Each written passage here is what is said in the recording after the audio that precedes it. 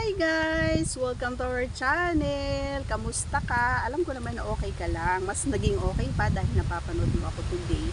But before anything else, please do me a favor. Please subscribe and click my tiny notification bell so that you'll be updated every time we have a new upload videos. And today's vlog, ayan, so i-disclaimer muna natin, ang video ito ay para lamang po sa may bukasang kaisipan at may malawak na pang-unawa. Kaya kung ito ay wala po noon, maaari na lamang po mag-skip at mamili ng mga videos na nararapat para sa inyo. And ang ating topic for today's vlog ay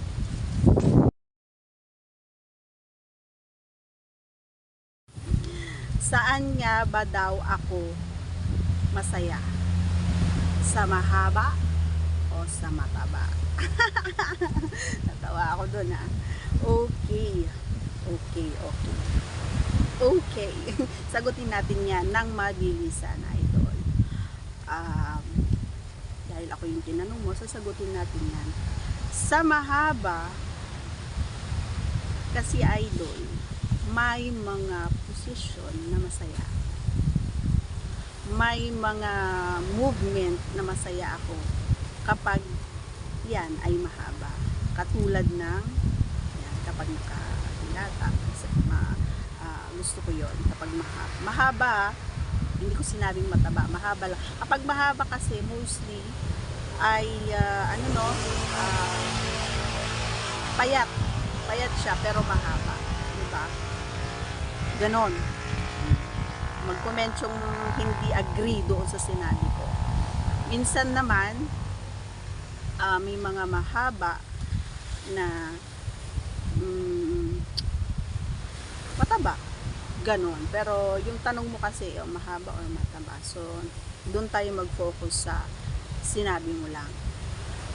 Gaya ng sinabi ko, may mga position na talaga naman na inaalaw ko, and of course, I am happy to say na talagang I really like, or I really appreciate kapag ito yung posisyon.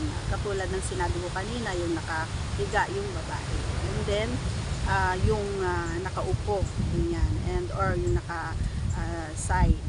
Yan yung mga posisyon na masarap, or maganda, or masaya para sa akin. And, doon naman tayo sa mataba.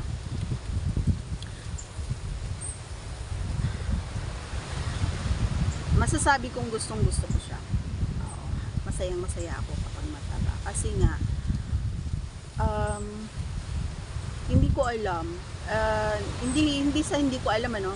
Masasabihin mo na naman, kukwento ka nga, hindi mo alam, nag-explain ka, hindi mo alam. Okay, ibig ko sabihin, hindi ko ma-explain, or hindi ko maano yung feeling kung gaano ako kasaya kapag ganun yung dala mo. Kasi nga, una sa lahat, diba sabi ko, kapag ganun, kapag ipinapasok doon kay Pipay, gusto ko medyo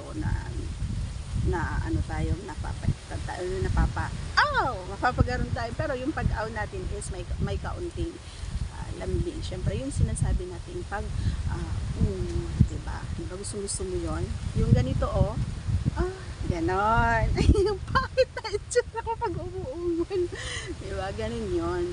Bakit? Sino ba yung maganda kapag umuungol? Kahit naman mga lalaki, no?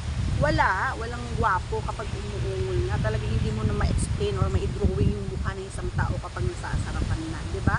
Wala. Ay, yung tanong mo, idol, mas bet ko yung mataba. Kasi lahat ng posisyon masarap siya. Kahit anong posisyon gawin mo kapag mataba. And syempre, kapag mataba kasi, hindi ibig sabihin na pag mataba is maliit na siya. So, kahit maliit at mataba, okay pa rin yun. Kasi nga, ang mahalaga dun kasi na nakikiliti si Pipay. Kapag mataba. Syempre, hindi naman ibig sabihin na kapag chubby ka, is mataba na rin yun. So, hindi ibig sabihin na kapag malalaki yung muscles mo, chubby na yun, ay malaki ka o mataba na yung ano mo. So, depende rin sa bigay ni Lord. Yan. So, magpasalamat na lang tayo yan sa may mga mahahaba at matadaba. Yan na bigay ni Lord. Okay? So, okay na ba yung sagutan ko, 'di ba? Basta mas gusto ko yung mataba. kasi nga, mas napipil ko siya. So sabihin na, syempre mapapaisip, kaya siguro gusto mo yung mataba kasi maluwag na yan. Hindi sa maluwag. Ibig sabihin lang gusto ko siya kasi nga, mas napipil ko siya eh. O mas feel ko siya and gaya ng sinabi ko, gusto ko yung medyo napapa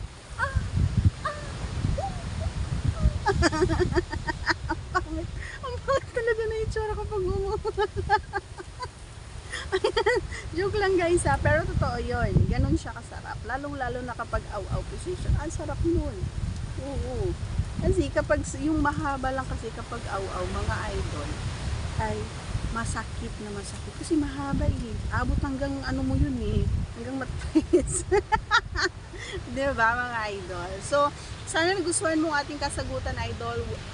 Thank you for watching guys, and please do me a favor once again, subscribe and click our tiny notification bell so that you'll be updated every time we have a new upload videos. Thanks for watching, see you on our next vlog. Bye!